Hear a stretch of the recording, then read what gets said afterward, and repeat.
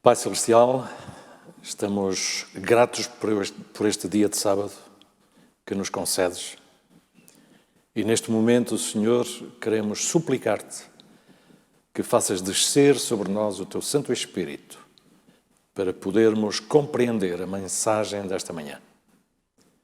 Tudo seja feito para a tua honra e glória e para a edificação da tua Igreja, onde quer que ela se encontre. Te suplicamos em Jesus. Amém. Bom dia, queridos irmãos e amigos que nos seguem através do YouTube e do Zoom. Continuamos ainda com as nossas igrejas encerradas por via do confinamento, mas, pela graça de Deus, cada sábado nos encontramos aqui para podermos louvar o nome do nosso Deus e poder comungar do sermão e também da palavra que nos chega através destas mensagens. Que o Senhor realmente esteja convosco esta manhã e que possa tocar os vossos corações com uma mensagem que muitos de vós já ouviram, porque eu quero centrar hoje a nossa meditação à volta da parábola do filho pródigo. Todos nós conhecemos esta história narrada por Jesus em Lucas capítulo 15. Já ouvimos muitas vezes esta história, mas hoje a minha intenção é fazê-lo de uma forma diferente daquilo que costumamos fazer. Eu gostaria hoje de pegar na história desse jovem que um dia saiu da casa do seu pai, pedindo-lhe que ele lhe concedesse a parte que ele tinha na herança. Algo estranho, porque a herança sempre era repartida pelos filhos depois da morte do pai, mas este filho, de alguma maneira rebelde no seu coração, ele desejava sair debaixo da alçada do pai para se dirigir a um lugar ou vários lugares para gozar a vida. E assim pediu a herança que lhe cabia ao pai e partiu para terras distantes para poder gozar a vida. Conta-nos a parábola que ele arranjou muitos amigos e teve grandes festas e grandes convívios, mas quando o dinheiro se acabou, os amigos se afastaram. E este jovem que vivia num lar com qualidade de vida, um lar abastado, ele viu-se na maior das penúrias. Inclusivamente para comer, ele teve que encontrar um trabalho cuidando de porcos e comendo da sua comida, as bolotas do campo. Num arrebate de consciência, não sabemos quanto tempo ele demorou nessa vida, mas num rebate de consciência, ele pediu perdão a Deus e desejou voltar a casa. E pôs pés a caminho. O seu pai, como diz o relato, todos os dias, ao virar do dia, ou seja, ao pôr do sol, ele prescrutava o horizonte para perceber se o seu filho que tinha saído tinha tido a ideia de voltar. E um dia, este pai teve a alegria de ver ao longe a silhueta do seu filho voltando para casa. Este jovem vinha andrajoso, ele vinha com a sua roupa rota, com uma cara de subnutrido, vinha de facto num estado lastimoso. Mas o seu pai lhe saiu ao encontro e o abraçou e o trouxe para casa e mandou que os seus criados preparassem uma festa. É assim, meus queridos irmãos, meus queridos amigos, que Deus celebra o retorno do pecador ao lar. Uma festa. Mas a partir de aqui, há uma segunda história dentro desta história do filho pródigo. E é essa segunda história que eu quero analisar convosco esta manhã. Ela encontra-se, de facto, no mesmo capítulo, capítulo 15, dos versos 25 em diante. Capítulo 15 de Lucas, do Evangelho de Lucas, versos 25 ao verso 32. Já todos encontramos o texto? Vamos lê-lo, para não perdermos pitada desta história. Diz assim: o filho mais velho estava no campo. Quando voltou e chegou perto de casa, ouviu a música e as danças. Chamando um dos criados, perguntou-lhe o que era aquilo. E ele disse-lhe: veio o teu irmão e o teu pai matou o bezerro cevado, porque o recebeu são e salvo. Mas ele se indignou e não queria entrar. Então, saindo o pai, instava com ele. Mas ele respondeu a seu pai: olha, sirvo-te há tantos anos, sem nunca transgredir os teus mandamentos, e nunca me deste um cabrito para alegrar-me com os meus amigos. Vindo, porém, este teu filho, que desperdiçou os teus bens como meretrizes, tu mandaste matar para ele o bezerro cevado. Respondeu-lhe o pai: filho, tu sempre estás comigo, e todas as minhas coisas são tuas. Mas era justo alegrar-me-nos e folgarmos, porque este teu irmão estava morto e reviveu, estava perdido e foi achado. Meus queridos irmãos, meus queridos amigos, o texto que lemos é a parte final da história contada por Jesus, desta parábola do filho pródigo. Este é o segundo ato da história dentro da parábola. É a história do irmão mais velho, ou a parábola do irmão do filho pródigo. Seria incompleta esta parábola, esta história, se ela terminasse apenas no versículo 24. Frequentemente a nossa atenção concentra-se na primeira parte desta história, no drama que a história do filho pródigo nos apresenta.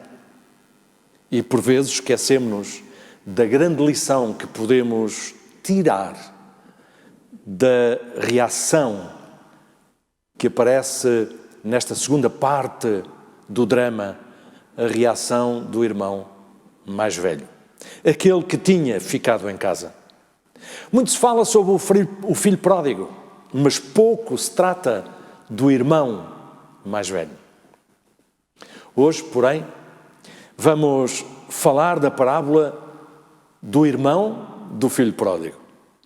O irmão do filho pródigo é para muitos uma figura antipática. Alguns teólogos que analisam os textos dos evangelhos, nomeadamente as parábolas de Jesus, encontram algumas analogias com o filho pródigo e o filho mais velho, o seu irmão. O filho pródigo, de alguma maneira, representa aquele publicano que entrou nos átrios do templo e, cabisbaixo, sentindo-se como um pecador indigno, orava a Deus pedindo-lhe perdão.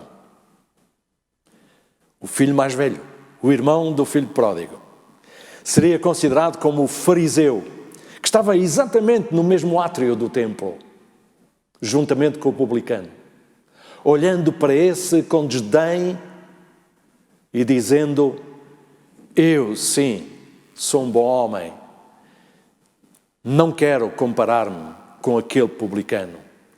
Esse estava cheio de justiça própria. Por isso, muitos antipatizam com o irmão do filho pródigo. Todas as pessoas, meus queridos irmãos e queridos amigos, possuem virtudes e também defeitos. Não há ninguém perfeito nesta vida. Talvez aqueles que me ouvem esta manhã sintam que têm boas qualidades, tanto do ponto de vista ético, moral e até espiritual. E devido ao longo da caminhada com Cristo, provavelmente encontram poucos defeitos no seu caráter. Esse era o caso do irmão do filho pródigo. Analisemos as virtudes deste jovem, do caráter deste jovem. Em primeiro lugar, é-nos dito no verso 25 deste capítulo 15, no verso 25, na primeira parte do verso 25, que o filho mais velho estava no campo. O filho mais velho estava no campo e ele regressava agora, ao final do dia, à sua casa. Isto significa que este jovem, o filho mais velho deste homem, o irmão mais velho do filho pródigo, era um homem trabalhador. Passou provavelmente o dia a plantar ou a colher o trigo, a cevada ou aquilo que fosse no campo. Ele trabalhava de sol a sol ao lado do seu pai. Tinha, de facto, interesse pelos negócios do seu pai, pelos negócios da família, aumentando assim a propriedade da família. Eu conheço jovens que hoje não têm interesse pelos negócios dos seus pais. Eles não têm qualquer interesse no trabalho e vivem, de alguma maneira, à custa do salário dos seus pais. Que exemplo digno de imitação nos deixou o irmão do filho pródigo. Ele tinha amor pelo trabalho. Tenho uma história que se passou há alguns anos atrás, quando eu estava no seminário, em que no seminário os alunos, em geral, os internos, eles estudam pela manhã e algumas aulas a seguir ao almoço, e o resto da tarde eles trabalham no campus para, inclusivamente, ajudar a suportar a sua escolagem. Havia um jovem que ficou célebre na história daquele colégio como o jovem mais preguiçoso. Era um jovem que tinha por missão, no seu trabalho, varrer os passeios do campus, mas ele encontrava sempre um pretexto para não fazer o seu trabalho. Quando alguém passava por perto, ele estabelecia sempre conversa e parava, apoiando-se na vassoura que tinha como ferramenta de trabalho, e passava longos minutos a falar com quem passava para ver se o tempo passava e ele não trabalhava. Ele varria apenas de um sítio para o outro e voltava a varrer para trás para realmente passar o tempo e não fazer o seu trabalho. Queridos amigos e queridos irmãos, o irmão do filho pródigo jamais teria esta atitude. Não o faria jamais, porque ele amava o seu trabalho. Segunda característica do irmão do filho pródigo era que este jovem era um jovem obediente ao seu pai. No verso 29, na primeira parte do verso 29, lemos: mas ele respondeu ao seu pai: olha, sirvo-te há tantos anos, sem nunca transgredir o teu mandamento, sem nunca transgredir a regra cá de casa. Queridos jovens que me escutais esta manhã, vocês transgridem as leis de casa? Chegas a casa, às vezes, às horas que queres? Fazes o que entendes? Não ouves os conselhos de ninguém? Dizes para os teus pais que chegou a altura dos teus 18 anos e já és maior, és dono da tua própria vida, apesar de viver debaixo do mesmo teto dos teus pais. Há uns anos atrás, li uma triste história que me deixou consternado. Numa cidade do interior do Brasil, 2 jovens cristãos saíram num sábado à noite e ficaram a andar vagueando pela cidade. Esqueceram-se de voltar a casa. De madrugada, quando eles se dirigiam a casa, ao atravessar uma rua, não sabiam que iam a passar no lugar errado, na hora errada. Um delinquente, sem qualquer motivo aparente, disparou sobre eles e matou-os. Perguntarão alguns de vós, o que é que aqueles jovens andavam a fazer na rua àquela hora da madrugada? Com toda a certeza não andavam a distribuir folhetos ou não vinham de dar um estudo bíblico. Eles vinham de uma festa e encontraram um psicopata com vontade de matar. Algo parecido com isto jamais aconteceria com o irmão mais velho do filho pródigo. Ele adormecia cedo, porque tinha que acordar cedo para entrar no trabalho. Uma terceira característica que ressalta do relato que lemos desta parábola é que o filho mais velho também era um filho casto. Lemos essa ideia, ou tiramos essa ideia, no versículo 31, na primeira parte, quando o pai lhe respondeu: Filho, tu sempre estás comigo e todas as minhas coisas são tuas. Sempre estás comigo. Este jovem estava sempre junto ao pai. Não possuía amizades com jovens mundanos. Não se contaminava com o mundo e com as suas concupiscências. Que exemplo para os nossos jovens de hoje. Somente os jovens que estão juntos, estão unidos ao Pai Celestial, poderão vencer as tendências carnais e as tentações do inimigo. Estas são 3 virtudes do irmão mais velho do filho pródigo. Ele era trabalhador, ele era obediente e ele era um jovem puro, um jovem casto. Mas a história não termina aqui. Apesar destas 3 boas características, este jovem tinha um defeito. Tinha algo que manchava o seu caráter.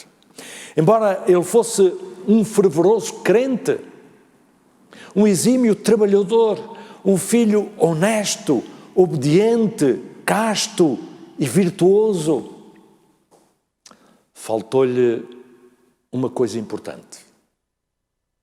Aquilo que era mais importante. Ele não sabia amar. Era um jovem egoísta, não tinha amor no seu coração. Ele era um ótimo filho, mas um péssimo irmão. Era um filho cumpridor, mas um irmão destituído de amor.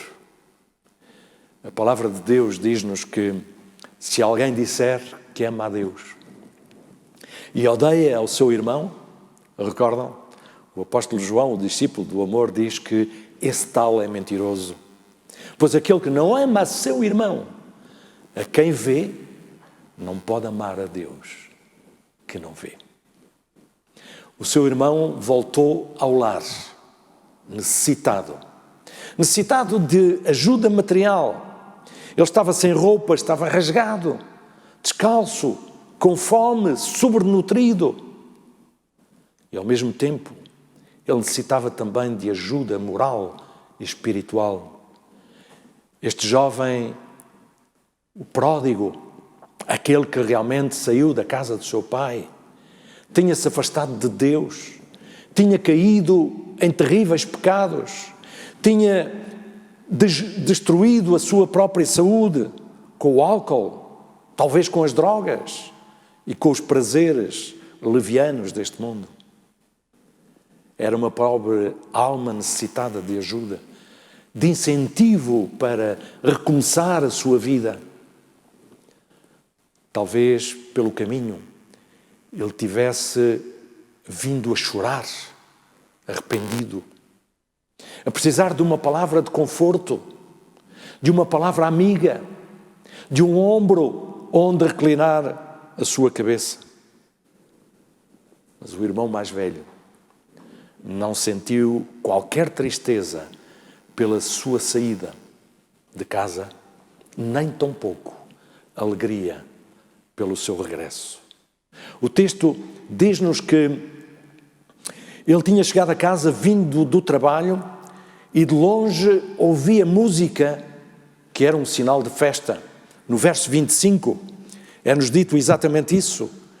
É dito que o filho mais velho estava no campo, quando voltou e chegou perto de casa, ouviu a música e as danças.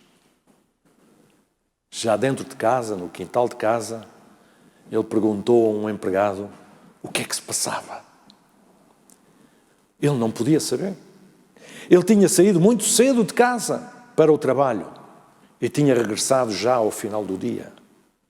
Não viu chegar o seu irmão. Este servo do seu pai, o empregado, disse-lhe: não sabes? Foi o teu irmão que regressou e por isso há esta alegria em casa. Irmão? Que irmão? Perguntou este jovem. Eu não tenho irmãos. Ele já se tinha esquecido do seu irmão. Desejava até que ele nunca voltasse a casa. Provavelmente desejava até que ele tivesse morrido por lá. Insiste o empregado. É o teu irmão mais novo, aquele que saiu há algum tempo atrás. Ele voltou. Ah, já sei, disse-lhe o jovem. Claro, ele voltou para pedir mais dinheiro ao pai. Sabem, queridos irmãos, muitas vezes fazemos ou temos conclusões precipitadas acerca dos nossos semelhantes. Conclusões que às vezes são perigosas, especialmente para nós que pensamos assim. Este jovem fica cheio de ira e de revolta. Não quer entrar em casa. Recusa tomar parte da festa. Impressionante. Mas o seu pai, que amava os dois, sai ao seu encontro. E no verso 29 e 30 é dito: mas ele respondeu ao seu pai: olha, pai, sirvo-te há tantos anos sem nunca transgredir o teu mandamento e nunca me deste um cabrito para me alegrar com os meus inimigos. Vindo, porém, este teu filho, que desperdiçou os teus bens com meretrizes, tu mandaste matar para ele o bezerro cevado. Que tom de crítica deste filho que ficou em casa, mas que agora acusa o pai de ser parcial. É interessante que no verso 30 há uma expressão fria e calculista deste jovem. Ele diz: vindo este teu filho.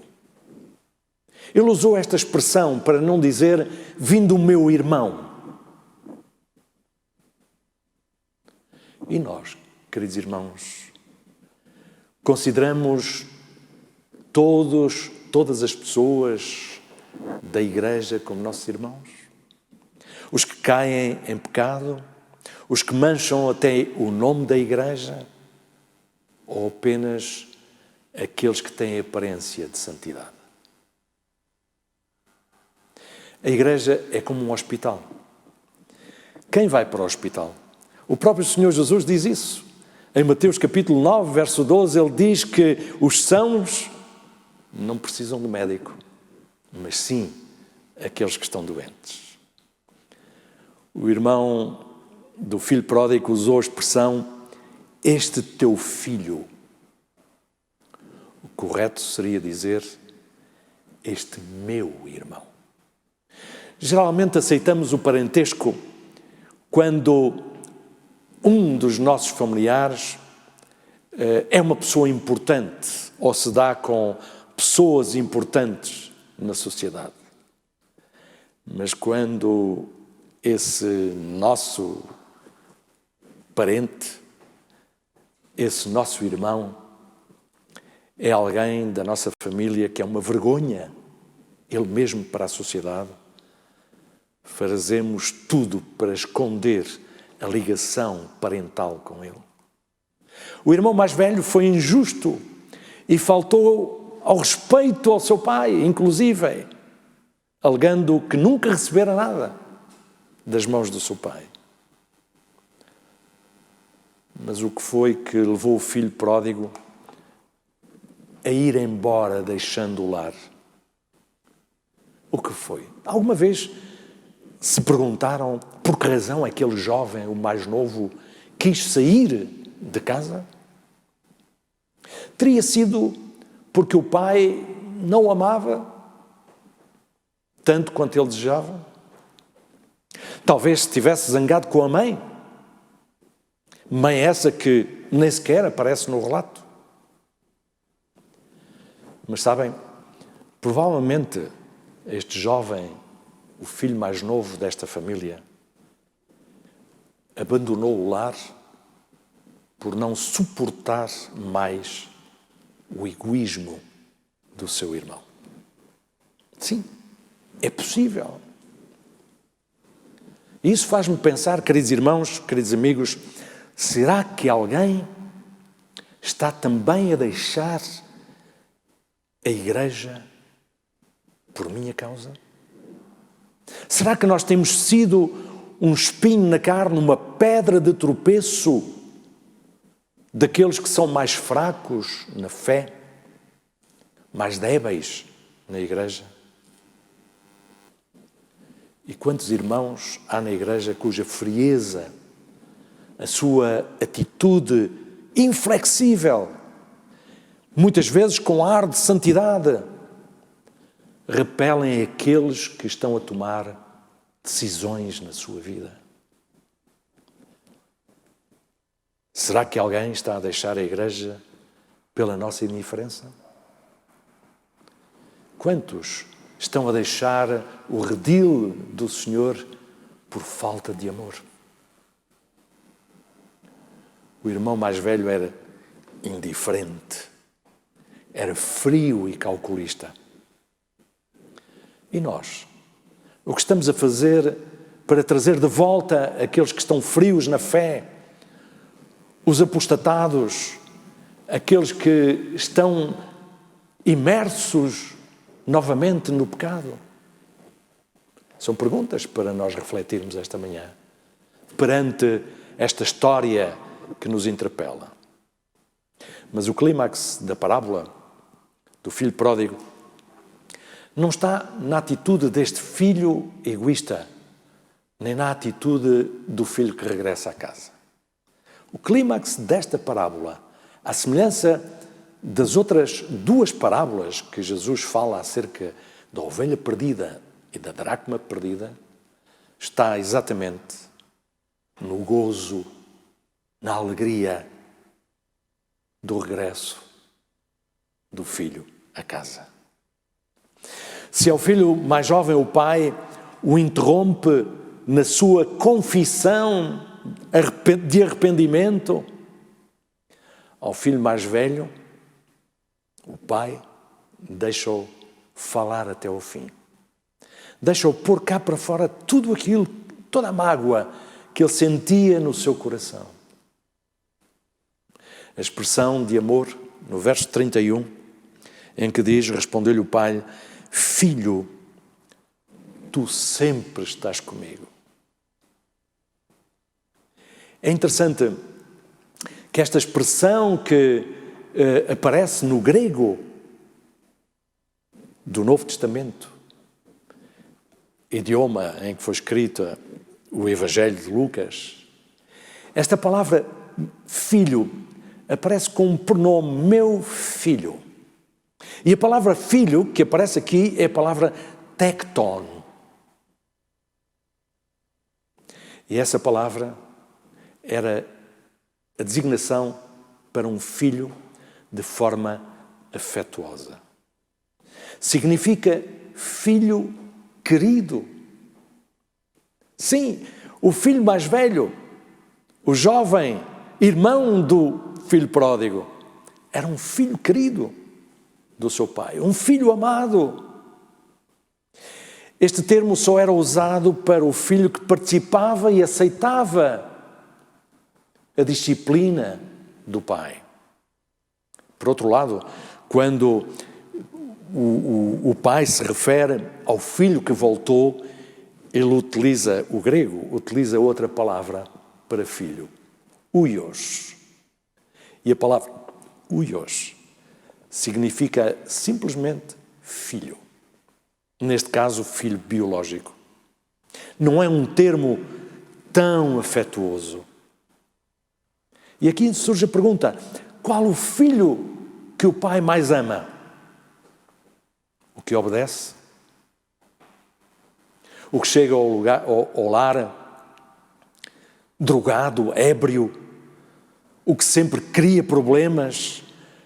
O que não vai mais à igreja? O que não respeita as regras da casa?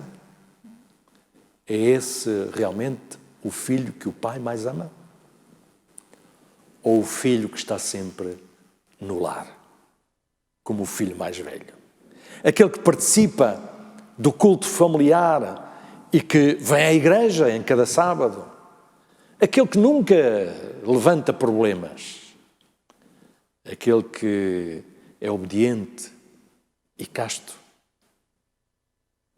Provavelmente os irmãos irão me dizer que o pai deve amar os dois indistintamente, não fazendo acepção. É verdade. Mas pelo desobediente e ingrato,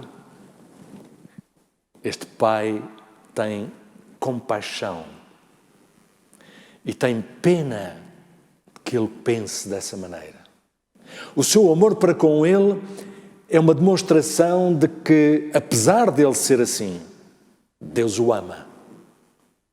E o pai espera que esse amor transforme o seu coração congelado.